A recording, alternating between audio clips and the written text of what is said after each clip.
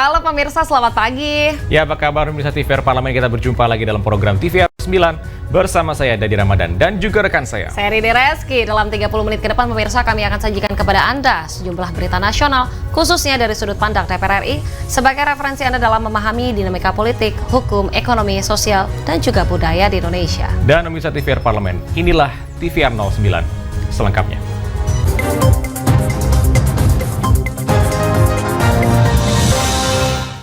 Kita awali TVR 09 pagi ini dengan berita terkait distribusi logistik pemilu tahun 2024 yang mengalami banyak kerusakan. Anggota Komisi 2 DPR mendorong agar melakukan koordinasi guna memastikan ketepatan waktu dan kelengkapan logistik pemilu 2024 dalam kondisi yang baik. Terkait distribusi logistik pemilu tahun 2024 yang mengalami banyak kerusakan, anggota Komisi 2 DPR RI mendorong KPU agar melakukan koordinasi sampai tingkat grassroots guna memastikan ketepatan waktu dan kelengkapan logistik pemilu 2024 dalam kondisi yang baik. Anggota Komisi 2 DPR RI Gus Pardi Gaus mengatakan, untuk menghindari kendala distribusi logistik pemilu, KPU perlu berkaca pada penyelenggaraan pemilu sebelumnya. KPU juga perlu mengutamakan distribusi logistik ke daerah terpencil. Kondisi geografis dan iklim tidak boleh menjadi alasan keterlambatan logistik, mengingat kondisi tersebut sudah dibahas dalam rapat kerja dan KPU diminta untuk mengantisipasi kendala tersebut. Dan kita juga sudah mewarning kepada KPU bahwa negara kita ini sangat luas dan dia juga mempunyai pulau-pulau dan daerah-daerah terpencil. Ini sudah kita sampaikan kepada KPU untuk bekerja secara profesional bahwa pelaksanaan pemilu itu di hari musim hujan.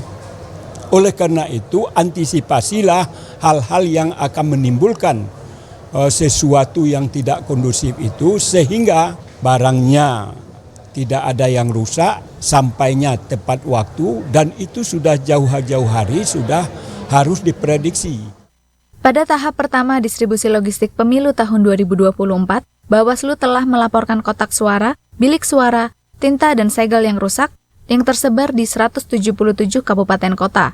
Sedangkan tahap distribusi kedua terdapat 127 kabupaten kota yang mengalami kerusakan logistik pemilu. Mahir dan Koko, TVR Parlemen, melaporkan. Pemirsa, kita beralih ke berita selanjutnya. Dari Komisi 2, DPR RI mendorong kepolisian dan juga TNI untuk bersinergi dalam menjaga keamanan logistik pemilu tahun 2024 tahun ini, pemirsa. Tentunya diharapkan logistik tersebut dapat sampai ke tempat pemungutan suara sesuai dengan jadwal yang sudah ditentukan. Guna menjaga kelancaran distribusi logistik pemilu, Komisi 2 DPR RI mendorong kepolisian dan TNI untuk bersinergi dalam menjaga keamanan logistik pemilu 2024. Terutama ke berbagai daerah yang rawan cuaca buruk dan berpotensi konflik. Anggota Komisi 2 DPR RI Muhammad Toha meminta penyelenggara pemilu di daerah untuk aktif berkoordinasi dengan kepolisian setempat dalam menjaga proses distribusi logistik pemilu ke lokasi yang rawan bencana dan minim akses telekomunikasi. Diharapkan, logistik pemilu 2024 dapat sampai ke tempat pemungutan suara sesuai dengan jadwal yang sudah ditentukan. Logistik pemilu itu harus sampai pada tempatnya, di tempat yang tepat, dan di waktu yang tepat. Kaitannya dengan pendistribusian logistik ke tempat-tempat yang rawan, kemarin kita sudah minta kepada KPU, Bawaslu, DKPP untuk membuat surat edaran kepada para KPU Provinsi dan KPU Kabupaten Kota untuk berkoordinasi intensif ya dengan satu, kepolisian dalam rangka pengamanan pengantaran logistik dan mungkin juga pengamanan ketika logistik sudah sampai di gudang-gudang. Lebih lanjut, Muhammad Toha menambahkan, peran TNI sangat diperlukan untuk mengamankan lokasi pemungutan suara di daerah yang berpotensi rawan konflik dan mencegah kerusuhan. Sinergi kepolisian dan TNI dapat menciptakan situasi yang kondusif selama proses pendistribusian logistik hingga pelaksanaan pemilu 2024. Aditya dan Dodi, TVR Parlemen, melaporkan. Pusat Pelaporan dan Analisis Transaksi Keuangan mengungkap temuan sejumlah aliran dana asing ke kantong bendahara umum partai politik. Untuk itu DPR RI mendorong PPATK untuk transparan. Dan pemirsa, informasi selengkapnya akan kami hadirkan tentunya usai jeda. Jangan kemana-mana, tetaplah di TVR 09.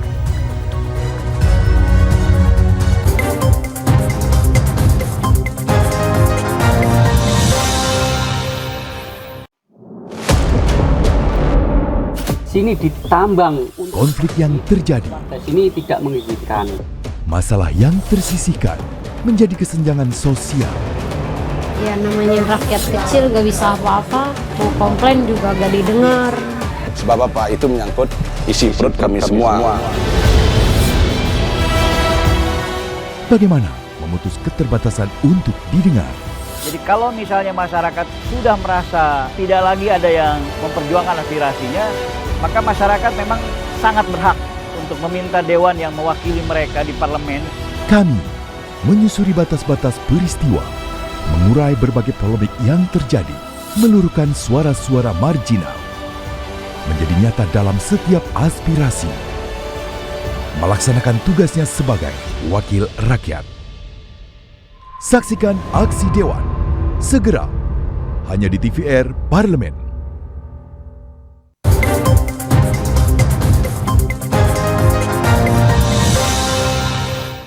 Kembali di TVR 09. Pemirsa, DPR RI meminta Pusat Pelaporan dan Analisis Transaksi Keuangan atau PPATK untuk transparan terkait temuan aliran dana asing ke kantong bendahara umum partai politik. Jika hal tersebut terbukti, pimpinan DPR RI mendesak PPATK membuka dan menyampaikan kepada Bawaslu guna mencegah keresahan masyarakat. DPR RI meminta Pusat Pelaporan dan Analisis Transaksi Keuangan atau PPATK untuk transparan terkait temuan aliran dana asing ke kantong bendahara umum partai politik. Jika hal tersebut terbukti, pimpinan DPR RI mendesak PPATK untuk membuka dan menyampaikan kepada Bawaslu guna mencegah keresahan di masyarakat. PPATK menemukan adanya aliran uang dengan nilai fantastis hingga ratusan miliar rupiah dari luar negeri masuk ke rekening bendahara dari 21 partai politik. Menanggapi hal tersebut, Wakil Ketua DPR RI Sufmi Dasko Ahmad mendorong PPATK untuk membuka data tersebut kepada lembaga yang berwenang. Saya pikir PPATK kalau memang ada ya dibuka aja. Ya, dibuka aja. Jadi dibuka dalam arti disampaikan kepada pihak yang berwenang. Dalam hal ini mungkin kalau soal pemilu Bawaslu. Karena data PPATK itu adalah data intelijen, tapi dibuka aja kepada lembaga yang berwenang. Sebelumnya, PPATK menyampaikan adanya peningkatan transaksi mencurigakan yang diduga terkait rekening khusus dana kampanye hingga mencapai 100% menjelang pemilu 2024. Selain itu, Sufmi Dasko juga menambahkan, temuan PPATK terkait aliran dana kampanye telah menyebabkan polemik di masyarakat.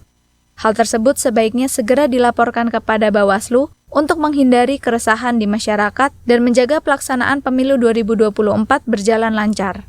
Zikri dan Denus, TVR Parlemen, melaporkan. Ya pemirsa, Afrika Selatan menggugat Israel ke Mahkamah Internasional terkait dengan penyerangan dan juga genosida yang menewaskan 25.000 jiwa warga Palestina. Tentunya pemirsa, di sini BKSAP DPR RI mendukung penuh gugatan Afrika Selatan untuk menghentikan kekejaman dan juga kejahatan kemanusiaan Israel. Afrika Selatan mengajukan gugatan di Mahkamah Internasional terhadap Israel terkait penyerangan dan genosida yang menewaskan 25.000 jiwa warga Palestina. BKSAP DPR RI mendukung penuh gugatan Afrika Selatan untuk menghentikan kekejaman dan kejahatan kemanusiaan oleh Israel. Ketua BKSAP DPR RI Fadlizon terus menyuarakan gencatan senjata pada forum internasional atas serangan Israel terhadap Palestina yang menyebabkan banyak korban tewas, penderitaan mental dan fisik, serta kerugian material yang dirasakan rakyat Palestina. Dalam hal ini, ia mendukung gugatan Afrika Selatan untuk menghentikan genosida di Palestina. Waktu itu saya juga sudah bicara bahwa ini adalah kejahatan perang, bahwa ini adalah genosida, pada waktu itu baru 5 hari. Dan kita harus segera menghentikan perang, ceasefire, karena yang menjadi korban dan sasaran utama dari Israel ini kebanyakan adalah perempuan dan anak-anak. Jadi kita konsisten di semua platform forum baik itu internasional regional, BKSAP DPR RI menyuarakan pembelaannya kepada Palestina. Sementara itu, Wakil Ketua BKSAP DPR RI Sukamta mengapresiasi tindakan Afrika Selatan yang menggugat tindakan Israel sebagai pelanggaran genosida. Untuk itu, DPR RI mengajak pemerintah dan masyarakat untuk terus menyuarakan perlawanan kepada Israel dan mendesak realisasi gencatan senjata permanen antara Israel dan kelompok Hamas Palestina. Apa yang dilakukan oleh Afrika Selatan ini sangat luar biasa, menjadi presiden, dan kami harapkan pemerintah Indonesia memberikan dukungan support yang lebih vokal, lebih kelihatan. Dari Bogor, Zia Ulbar, TVR Parlemen, melaporkan. DPR RI meminta Badan Kepegawaian Negara atau BKN mengantisipasi permasalahan sistem pada seleksi CASN 2024, mengingat pada akhir pendaftaran CASN 2023 server sempat mengalami masalah. BKN harus memperbaiki dan menyempurnakan kekurangan dari komponen sistem yang ada. Pada hari terakhir pendaftaran calon aparatur sipil negara tahun 2023, server sistem seleksi calon aparatur sipil negara atau SSCASN mengalami masalah. Untuk itu, anggota Komisi 2 DPR RI meminta Badan Kepegawaian Negara atau BKN untuk mengantisipasi permasalahan sistem pada seleksi CASN 2024. Anggota Komisi 2 DPR RI Aminur Rahman menyebut, BKN harus memperbaiki dan menyempurnakan kekurangan dari komponen sistem yang ada. Mengingat peminat CASN 2024 masih tinggi, BKN perlu menyiapkan server cadangan sebagai bentuk antisipasi terjadinya masalah berulang. Penyempurnaan infrastruktur berbasis digital diperlukan untuk memastikan sistem seleksi CASN berbasis website tersebut layak dan mampu menampung jutaan pengguna dari seluruh Indonesia. Itu resikonya ketika terjadi kendala-kendala teknis, itu mestinya dari BKN, terutama BKN, karena ini kan sistem pendaftarannya kan online. Itu harus mengantisipasi. Jangan sampai ketika kondisinya ngedrop, alat yang pendukung lainnya tidak ada. Yang dirugikan yang di daerah, apalagi itu sudah hari terakhir, dia tidak akan bisa masuk. Sering kita mengatakan bahwa sistem IT yang digunakan itu harus perfect betul.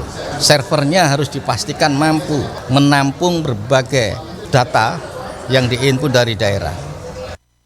Diketahui, pemerintah telah membuka rekrutmen CASN dan P3K sebanyak 2,3 juta formasi di tahun 2024.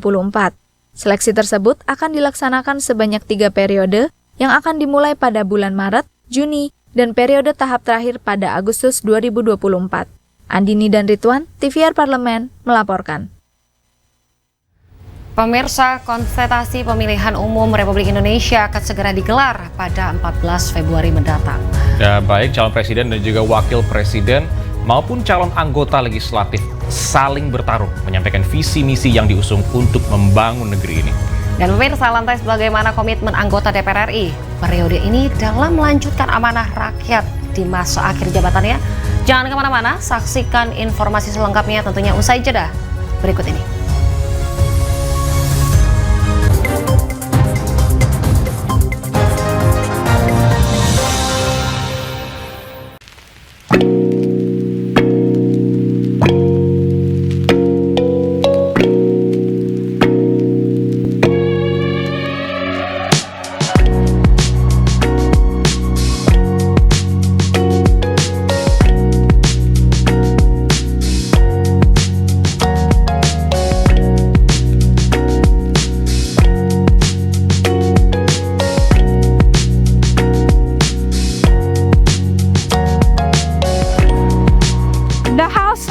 The government for successfully hosting the most prestigious sports tournament. Don't forget to watch House News only on TVR Parliament.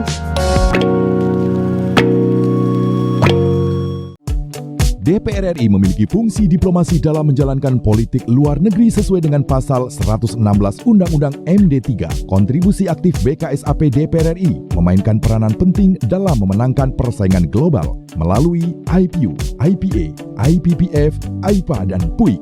BKSAP memiliki komitmen yang tinggi dalam krisis kemanusiaan dunia. Fungsi diplomasi dijalankan untuk mendukung upaya pemerintah dalam melaksanakan politik luar negeri.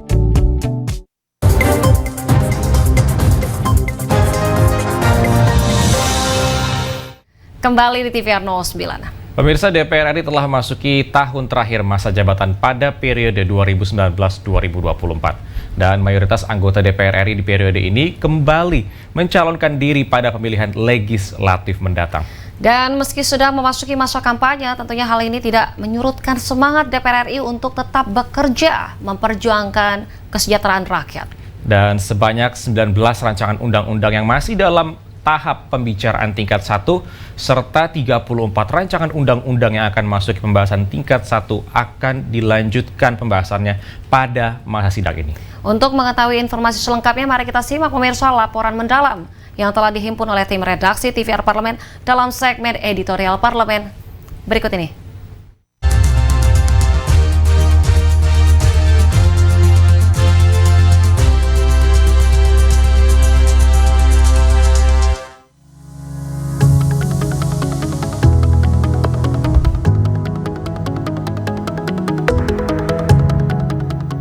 Memasuki tahun terakhir pada periode 2019-2024, DPR RI berkomitmen untuk menuntaskan kerja-kerjanya. Meski tensi politik semakin hangat, DPR terus menyuarakan suara rakyat. Meski di tengah kontestasi, DPR berkomitmen terus bekerja untuk melahirkan legacy. Tahapan pemilu yang sudah memasuki masa kampanye tidak menyurutkan semangat DPR untuk bekerja memperjuangkan kesejahteraan rakyat. Meski juga berkontestasi, DPR terus melaksanakan fungsinya baik legislasi, pengawasan, anggaran, maupun fungsi diplomasi. Inilah keseimbangan yang terus dikedepankan, tentu ini didasarkan kepada rasa tanggung jawab sebagai anggota DPR, dan mudah-mudahan ke depan tentu tugas-tugas kedewanan ini akan berjalan dengan baik, memberikan manfaat bagi rakyat, dan terus mendorong dan mendukung Indonesia akan lebih maju ke depan. Berdasarkan data Badan Legislasi DPR RI tahun 2023, DPR telah produktif menghasilkan 78 produk legislasi. Beberapa di antaranya yaitu Undang-Undang Tindak Pidana Kekerasan Seksual untuk melindungi kelompok rentan dari pelecehan dan kekerasan seksual, serta Undang-Undang ASN yang merupakan bukti perjuangan DPR terhadap nasib ASN dan tenaga honorer. Namun, kinerja DPR bukan hanya dinilai dari kuantitas produk legislasi yang dilahirkan, melainkan harus dinilai melalui bagaimana setiap undang-undang berdampak bagi masyarakat. Pasca Undang-Undang TPKS disahkan, Komnas Perempuan mencatat laporan kasus kekerasan seksual terhadap perempuan dan anak meningkat. Ini merupakan bukti bahwa Undang-Undang TPKS mendorong para korban kekerasan seksual untuk berani melapor. Dengan Undang-Undang TPKS, masyarakat merasa dilindungi. Selain itu, kerja Dewan bukan hanya dilihat dari Senayan. DPR harus bertolak ke daerah pemilihan masing-masing memastikan kondisi rakyat yang diwakilinya. DPR juga meninjau langsung berbagai harga pangan jelang Hari Raya agar masyarakat tidak menjerit. DPR turut meninjau langsung persiapan mudik agar masyarakat dapat tiba di kampung halaman dengan selamat. Kurang dari sebulan jelang pemilu, DPR masih terus bekerja untuk meninjau langsung persiapan pesta demokrasi 5 tahunan tersebut. DPR memastikan masyarakat baik di daerah, di luar negeri, hingga di lembaga pemasyarakatan dapat menggunakan hak pilihnya dengan aman, nyaman, dan tanpa tekanan. Kita lebih intens mengunjungi warga masyarakat, khususnya pada saat reses kemarin. Ketika sekarang ini sudah dibuka masa sidang, tugas-tugas kenegaraan tetap kita pegang. Rancangan Undang-Undang Kesejahteraan Ibu dan Anak yang telah dinanti-nantikan masyarakat juga akan dikebut. Dalam sisa masa kerjanya, DPR ingin memastikan para ibu dan anak mendapat kebutuhan yang layak, termasuk mendapatkan pendampingan suami melalui cuti ayah. Sehingga nantinya anak-anak yang lahir akan siap menyongsong Indonesia Emas di tahun 2045. Target kita di masa sidang ketiga ini kami akan menyelesaikan 2 undang-undang. Yang pertama Undang-Undang tentang Kesejahteraan Ibu dan Anak, yang kedua undang-undang tentang pendidikan keagamaan Islam. Dan itu memang menjadi kebutuhan di masyarakat terkait dengan undang-undang khususnya perlindungan ibu dan perlindungan anak itu. Dalam fungsi pengawasan, DPR tegas memastikan APBN harus bermanfaat bagi peningkatan kesejahteraan masyarakat. Karena uang rakyat sudah seharusnya digunakan untuk menyejahterakan rakyat. Pemerintah harus tertib dan disiplin dalam menjalankan APBN tahun 2024. Penggunaan anggaran secara disiplin, teliti dan tepat sasaran. Bagaimanapun, APBN adalah uang rakyat, sehingga penggunaannya harus memenuhi prinsip transparansi, akuntabilitas, dan kepatuhan peraturan perundang-undangan. Tim redaksi TVR Parlemen melaporkan.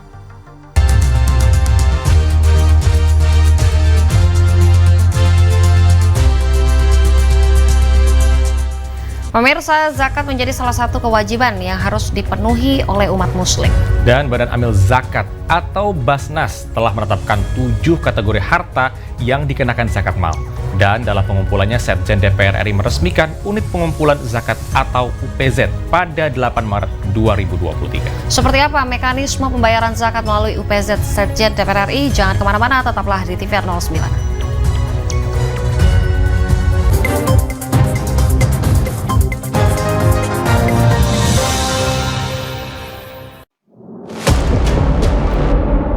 Sini ditambang. Konflik yang terjadi. Sini tidak mengizinkan. Masalah yang tersisihkan menjadi kesenjangan sosial. Ya namanya rakyat kecil gak bisa apa-apa, mau komplain juga gak didengar. Sebab apa? Itu menyangkut isi perut kami semua. Bagaimana memutus keterbatasan untuk didengar? Jadi kalau misalnya masyarakat sudah merasa tidak lagi ada yang memperjuangkan aspirasinya, maka masyarakat memang sangat berhak untuk meminta dewan yang mewakili mereka di parlemen.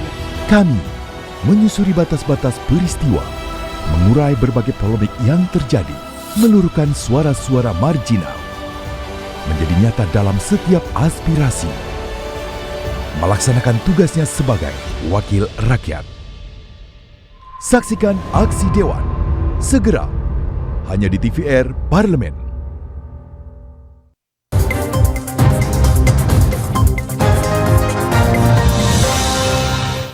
Kita kembali di TVR 09. Pemirsa, peresmian unit pengumpulan zakat Setjen DPR RI diketuai oleh Indra Pahlevi dan dilanjutkan dengan sosialisasi mekanisme pembayaran zakat pegawai. Dan menariknya pemirsa, di sini kegiatan penyaluran zakat perdana sudah dilakukan sejak 31 Oktober tahun 2023 yang lalu. Dan tanpa berlama-lama lagi, mari kita saksikan tayangan mengenai kiprah unit pengumpulan zakat Setjen DPR RI pada segmen Intips berikut ini.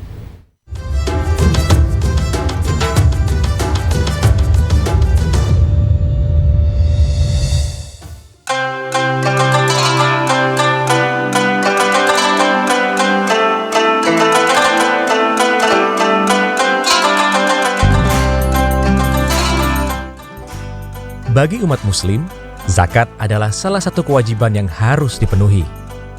Zakat juga merupakan bentuk kepedulian dan semangat berbagi dengan sesama. Biasanya, umat muslim membayarkan zakat fitrah pada bulan Ramadan. Selain itu, ada juga zakat mal yang harus dikeluarkan umat muslim dari sebagian hartanya. Badan Amil Zakat Nasional atau Basnas telah menetapkan 7 kategori harta yang dikenakan zakat mal. Salah satunya adalah zakat mal atas pendapatan dan jasa atau yang disebut dengan zakat profesi. Nah, di lingkungan Sekretariat Jenderal DPR RI telah dibentuk unit pengumpul zakat yang menjadi wadah mengumpulkan zakat profesi di lingkungan Setjen DPR RI, sekaligus menyalurkannya kepada yang membutuhkan. Unit pengumpul zakat atau UPZ Setjen DPR RI ini diresmikan pada 8 Maret 2023 oleh Badan Amil Zakat Nasional. SK pembentukan UPZ Setjen DPR RI langsung diserahkan oleh Ketua Basnas Nur Ahmad kepada Sekretaris Jenderal DPR RI Indra Iskandar. Ketua Komisi 8 DPR RI Ashabul Kahfi turut mengapresiasi kehadiran UPZ Setjen DPR. Menurutnya, UPZ dapat memudahkan aparatur sipil negara serta anggota DPR dan DPD untuk mengeluarkan zakatnya. Olehnya itu, kehadiran UPZ ini harus kita dukung sebagai bentuk tanggung jawab kita di dalam pengelolaan zakat dan penerimaan zakat, khususnya yang ada di lingkup DPR RI ini. Itu yang pertama. Kenapa? Karena dengan adanya UPZ ini, itu akan semakin meningkatkan partisipasi para muzaki untuk menyalurkan bantuannya melalui UPZ yang pertama. Yang kedua, dengan UPZ ini tentu kita harapkan ada transparansi, ya kan, di dalam pengumpulan termasuk penyaluran zakat sesuai dengan ketentuan-ketentuan yang telah diatur. Usai diresmikan, UPZ Setjen DPR RI yang diketuai oleh Indra Pahlevi mengadakan sejumlah rapat. Agenda utamanya adalah sosialisasi UPZ serta mekanisme pembayaran zakat pegawai melalui payroll. Tata kelola unit pengumpul zakat DPR RI juga terus mendapat pembinaan dari Basnas secara berkelanjutan, termasuk dalam penyusunan rencana kerja anggaran tahunan atau RKAT. Pada prosesnya, UPZ berhasil menimba zakat dari pegawai di lingkungan Setjen DPR RI. Sepanjang tahun 2023, UPZ Setjen DPR telah menerima zakat profesi sebesar 89 juta rupiah. Jumlah itu seluruhnya disalurkan kepada Basnas sesuai dengan peraturan pengelolaan zakat di Indonesia. Lalu, Basnas mengembalikan 70% atau sekitar 54 juta rupiah untuk dikelola dan disalurkan melalui UPZ Setjen DPR. Kegiatan penyaluran zakat perdana dilakukan pada 31 Oktober 2023 di Masjid Baitur Rahman. Dana zakat yang disalurkan mencapai 20 juta rupiah untuk 40 anak yatim dan duafa. Sementara alokasi sebesar 2,5% untuk amil zakat digunakan untuk beberapa kegiatan. Seperti pembiayaan mengikuti Rakornas Basnas sebesar 2,1 juta rupiah, serta pembuatan nomor pokok wajib zakat yang berfungsi sebagai imani sebesar 1,3 juta rupiah.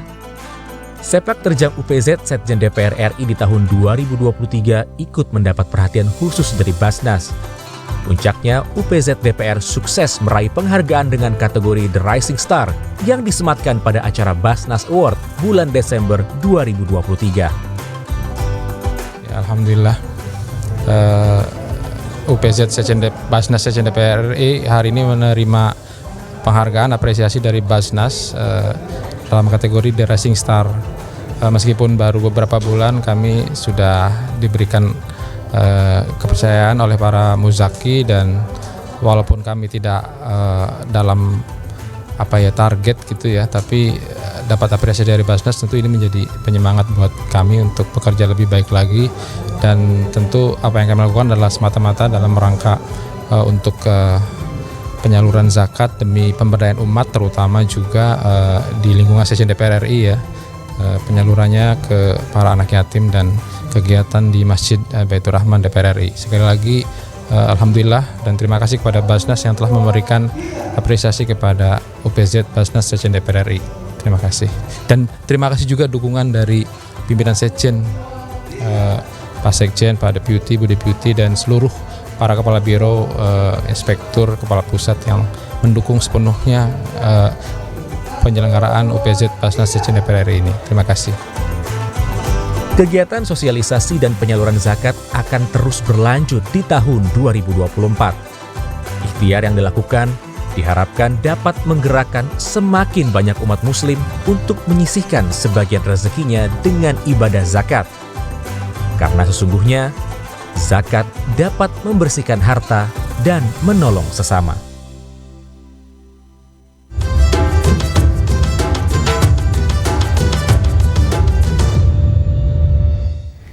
Dan pemirsa TVR Parlemen, demikian TVR 09 edisi pagi ini. Segenap kru TVR Parlemen yang bertugas hari ini mengucapkan terima kasih telah menyaksikan TVR 09. Saya Rini Reski dan juga rekan saya Jadi Ramadan. Sampai jumpa di TVR 09 esok hari. TVR Parlemen, referensi Indonesia.